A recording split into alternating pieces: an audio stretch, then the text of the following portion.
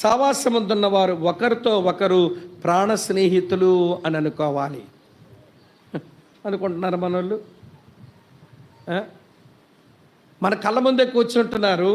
ఎప్పుడు ఆ సిస్టర్ పక్కపక్కనే కూర్చుంటారు, ఈ బ్రదర్ ఆ బ్రదర్ పక్కపక్కనే కూర్చుంటారు. నిజంగా వాళ్ళు ఒకరికొకరు ప్రాణ స్నేహితులు అనుకుంటున్నారా?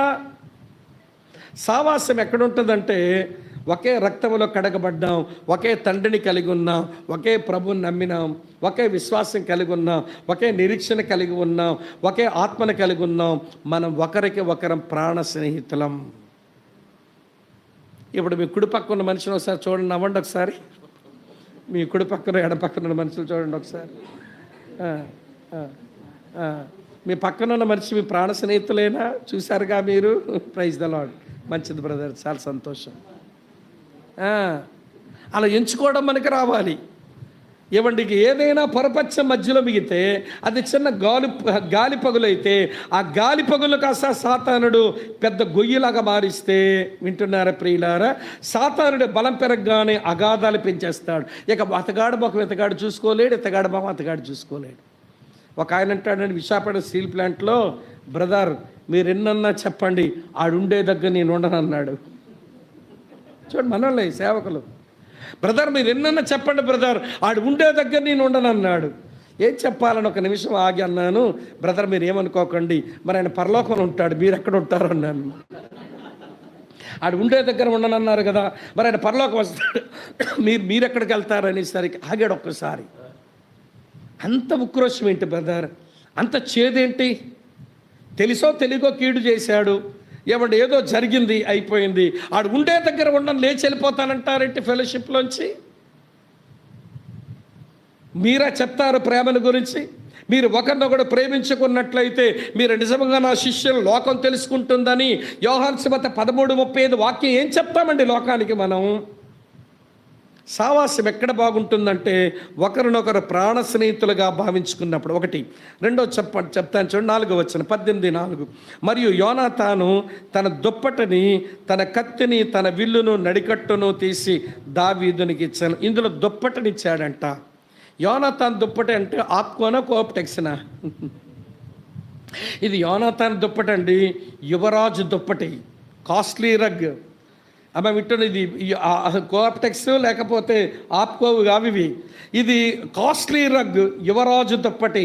కాస్ట్లీ రగ్ ఒక వ్యక్తికి ఎప్పుడు ఇస్తామనంటే సన్మానించడానికి ఇస్తాం. అంటే ఇప్పుడు యోనాతాను దావీదుని సన్మానిస్తున్నాడన్నమాట. సంఘంలో సావాసం బాగుండాలంటే ఒకరినొకరు సన్మానించుకోవాలి, ఒకరినొకరు సన్మానించుకోవాలి. వాక్యం చెప్పే మనం, భోజనాలు వడ్డించే పరిచారకుండా మనం సన్మానిస్తే, ఎవడ సంఘములో అరే వాక్యం చెప్పే అన్నయ్యే ఒక భోజనాలు వడ్డించే వాడినే సన్మానిస్తుంటే, దొడ్డులు తుడిచే వాడినే సన్మానిస్తుంటే, గౌరవిస్తుంటే మనం ఎవరిని చిన్నచూపు చూడకూడదని సంఘానికి అందరికీ నేర్పిస్తాం. మనమేం వాక్యం చెప్పే వాళ్ళకేమో అయ్యగారు కొయ్యగారని, మిగిలిన వాళ్ళంతా కూడా చిన్నచూపు చూస్తుంటే ఇక పరస్పరం సన్మానించుకోవడం ఎప్పుడు వస్తుంది చెప్పండి? పరస్పరము ప్రాణ స్నేహితులు అవ్వాలి, పరస్పరము సన్మానించుకోవాలి. ఇవి సావాసానికి కావలసిన ఆయువు పట్లు. మూడో చెప్తాను చూడండి. ఏమి ఇచ్చేసా? కత్తి విల్లు కూడా ఇచ్చేసాడంట. కత్తి విల్లు వింటున్నారా? యోనాతాను తీసి దావీదుకి ఇచ్చాడంట. దావీదుకును వీళ్ళ నాన్నకి శత్రుత్వం ఉంది. ఎవడైనా ఒక శత్రుశాసము రుణశాసం ఉండకూడదని అనుకుంటే, మీ నాన్న నాకు శత్రువు కాబట్టి నిన్ను కూడా చంపుతాను అనుకోవాలి దావీదు. అంటే దావీదు వాస్తవానికి నన్ను చంపేవాడు, అతని చేతికి ఎట్లా ఇస్తాను ఈ కత్తి, అతని చేతికి విల్లు ఎట్లా ఇస్తాను అని యోనాతాను అనుకోవాలి. కానీ వారి ఇరువురి మధ్య సావాసం బాగున్న కారణం చేత పరస్పరము నమ్ముకున్నారన్నమాట. Mutual trust.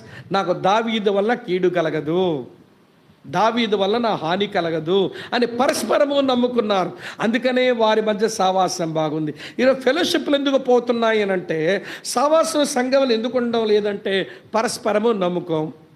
ఉదాహరణకి నేను తిమోతన్న ఏదో మాట్లాడుకుంటూ ఎవరి వైపు ఎట్లా చూసి మళ్ళీ మాట్లాడుకున్నాం. అప్పుడే చూసి అనుకుంటారు వీళ్ళిద్దరు ఎట్లా మన గురించి ఏదనుకుంటున్నారు. మన గురించి ఏదో స్కీములు వేసేస్తున్నారు, మనకేదో కీడు కలిగించేస్తున్నారని హృదయం నిండా చేదు పెంచేసుకోవడం. ఒకవేళ నాకు వ్యతిరేకంగా వాళ్ళిద్దరు మాట్లాడుకున్నా దేవుడు కీడు కూడా మేలు చేసేవాడు కదా, నాకు మేలే జరుగుద్ది వాళ్ళ వలన అనుకొని మమ్మల్ని ప్రేమించిన ఎందుకు చేత కాలేదు నీకు? వాక్యం ఎరిగితే ఈ బైబిల్ దేవుడు రోమా 8:28 ప్రకారం తను ప్రేమించే వారి కొరకు, తన సంకల్పం చొప్పున పిలబడిన వారి కొరకు మేలు కలుగొట్టుకే సమస్తము సమకూడు జరిగించేవాడని ఎరిగితే వాళ్ళు తలస్తే తలంచిన నా కీడు కొరకు అది నాకు మేలు అవుతుంది, నా దేవుడు మేలుగా చేస్తాడని స్తుతించాలి. కానీ మా మీద సనుక్కుంటే నీకేం ప్రయోజనం? పరస్పరం నమ్మకం లేక పరస్పరం సన్మానించుకుందాం, పరస్పరం ప్రేమించుకుందాం. 4వది నాకు భలే నచ్చిందండి. యోనాతాన్ నడికట్టు తీసి ఎవరికి ఇచ్చేశాడంట? దావీదుకి ఇచ్చాడు. దావీదు, సహోదరుడా, మా నాన్న తర్వాత రాజును అవ్వాల్సిన వాడు నేనే, కానీ ఆ కృప నా ఎడల లేదని నాకు తెలిసిపోయింది. మా నాన్నతో నువ్వు రాజు అవుతావు కాబట్టి యువరాజు నడికట్టు నా దగ్గర ఉండకూడదు, నువ్వు కట్టుకో, మా నాన్న తర్వాత నువ్వు రాజు అంటున్నాడు. ఒకరిలో ఉన్న దేవుని కృపను చూచి ఒక మనిషి ఆగడం ఏమండి, అక్కడ సావాసానికి ఏమండి ఆయువు పట్లు వస్తాయి. ఒక వ్యక్తిలో కృపందని మనకు తెలుసు, వాడబడని భుజమేద్దాం, వాడబడని మనమే ఆగిపోదాం. ఏ బర్నబా లాంటి సౌలును తీసుకొచ్చి వాడుకున్న సంగతి మనకు తెలియదా? బైబిల్లో వింటున్నారా ఈ మాట? విజయవాడలో సుధాకర్ అన్నయ్య అని ఉంటాడు. ఏదైనా పెద్ద మీటింగ్ ఉందనుకోండి, ఎవరికొచ్చి ఇంటలెక్చువల్ మీటింగ్ ఉందనుకోండి, ఎవడు చెబితే నేను రానని, అన్న చిన్న పని ఉంది అర్జెంటుగా వస్తావా విజయవాడ అంటాడు. నేను ఎక్కడో ఉండి అన్న కష్టమేమన్నట్టు ఏదైనా చేసుకుని రావాలన్న అర్జెంట్ పని ఉందంటాడు. తీరా వెళ్ళేసరికి ఆ మీటింగ్ ప్లేస్కి వెళ్ళే వరకు చెప్పడు, ఇక్కడ వెళ్ళి వాకింగ్ చెప్పాలంటాడు.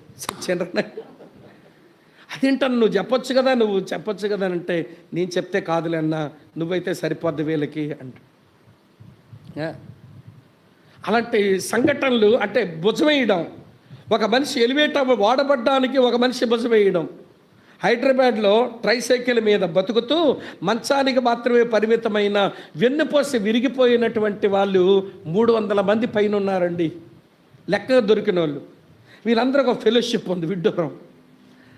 వెన్నుముక ఇరిగిపోయి మంచం పట్టి ఎక్కడికైనా వెళ్ళాలంటే ట్రైసైకిల్ మీద వెళ్తారు, 3 చక్రాల బండి మీద పోతారు.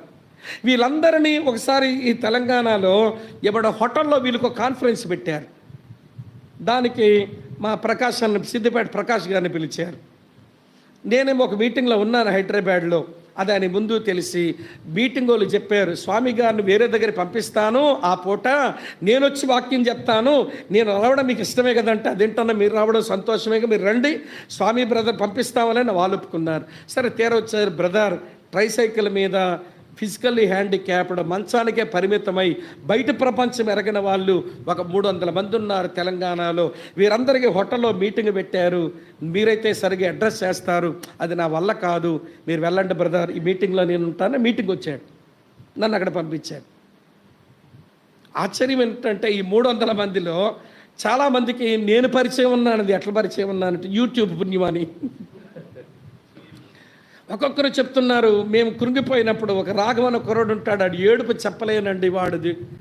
అన్న పలానా ప్రసంగం చేసినప్పుడు చచ్చిపోదాం అనుకున్నాను, ఈ ఫిజికల్ హ్యాండిక్యాప్డ్ అయ్యాక ప్రభుని నమ్మానని అమ్మ అన్నయ్య ఇంట్లోంచి బయటికి పొమ్మన్నారు. ఇక బతకడానికి లేకపోతే ప్రార్థన చేస్తున్నాను, ఏం చేయాలో తెలియ చచ్చిపోదామని అనిపించినప్పుడు మీరు ఆ ప్రసంగం చేశారు. దేవుడు ఏదైనా ఒక చిన్న కిటికీ తెరుస్తాడు, ద్వారాలు తెరవడు. మన సమస్యలకు పరిష్కారం దేవుడు తెరిస్తే కిటికీలే, దేవుడు ద్వారబంధాలు తెరవడని అన్నారు. కిటికీలు అంటే ఏంటో అని అనుకున్నాను. బీహార్ నుంచి ఫ్యామిలీ వచ్చింది మా ప్రాంతానికి, వాళ్ళ పిల్లలు లేరు. వాళ్ళు అన్నారు, నువ్వు మా కొడుకుగా ఉందిరా, మేము చూసుకుంటాం, తీసుకుపోయానంట వాళ్ళు. అని అంటాడు, నా కొరకు తెరవబడిన కిటికీ అన్న ఈ అంకుల్ కొడుకులాగా చూసుకుంటారు, అమ్మ అన్నయ్య తీసుకోలేదు నన్ను, అలాగ బలపరచబడ్డానని చెబుతుంటే, వాడి సాక్ష్యం చెబుతుంటే, అది తెలిసిన వాళ్ళు చాలామంది ఉన్నారు తెలంగాణలో. వారి ముందు నిలబడి వాక్యం చెబితే వినండి, నేను మర్చిపోలేను ఆ ప్రసంగం. ఎప్పుడు వాళ్ళు విన్న తర్వాత ప్రతి వాళ్ళు కన్ను చెమర్చి ప్రకాష్ గారితో చెప్పారట, అన్న మిమ్మల్ని రమ్మన్నాం, స్వామి బ్రదర్ని పంపించినారు, కానీ ప్రయోజనకరమైన సేవ బలం వచ్చేసిందన్న ఈ కాలు చేతులు పోయిన వాళ్ళకి. మంచం పట్టి సమాజంలో బయటకు చూడలేని వాళ్ళకి బలం వచ్చేలా చెప్పేశాడు వాక్యమా అని అన్నారు. నేను అనుకున్నాను, ఆయన వెళ్ళొచ్చుగా, నన్ను ఎందుకు పంపడం? ఎవరిలో ఏదైనా కృప ఉంటే వారు వాడబడితే మన కింద ఉందాం, మన భుజాలు వేసి ఎక్కిద్దాం అనుకోవాలి. యోనాతాన్ అదే అనుకున్నాడు, మా నాన్న తర్వాత నేను రాజును కాదు, నీకు ఆ కృపావరం ఉందని నాకు తెలిసిపోయింది, నడికట్టు తీసుకొని కట్టేసుకోవా. అందుకే వాళ్ళ ఫెలోషిప్ అంత అర్థవంతంగా ఉంది. ఈరోజు చర్చిల్లో సావాసాలు ఎందుకు పోయినాయంటే పరస్పరమా ప్రేమించుకోరు, పరస్పరమా సన్మానించుకోరు, పరస్పరమా నమ్ముకోరు, పరస్పరమా వీళ్ళు కృపావరాలను గుర్తెరగరు. ఆ కారణం చేత సంఘములో సావాసం ఎండిపోయింది. పలకరించుకున్నప్పుడు హాయ్ అంటున్నారు, ఇల్లొస్తామంటున్నారు, లోక సంబంధమైన కష్టకాలు అడుగుతున్నారు, కానీ ప్రభు ప్రేమలో ఎదగలేకపోతున్నారు. సావాసం పోయింది. నేను అనుకుంటాను, మరోసారి జీవనదిని మా హృదయములో ప్రవహింపచేయు నాయనా అని పాడుకోవలసిన రోజులకే వచ్చామా? జీవం ఉంటే ఆటోమేటిక్గా ఫెలోషిప్ వస్తుంది. ఫెలోషిప్లో సాగుతుంటే ఆటోమేటిక్గా జీవం యొక్క పని మొదలవుతుంది. ఈ రెండు వయసు వరుస ఎవడు జీవం అనుభవిస్తాం, సావాసం కలిగి ఉందాం, సావాసం కలిగి ఉందాం, జీవాన్ని పెంపారు చేసుకుందాం. అట్టి కృపా సేవకులైన మీకు ఉండాలని ఆశతో చెప్తున్నాను.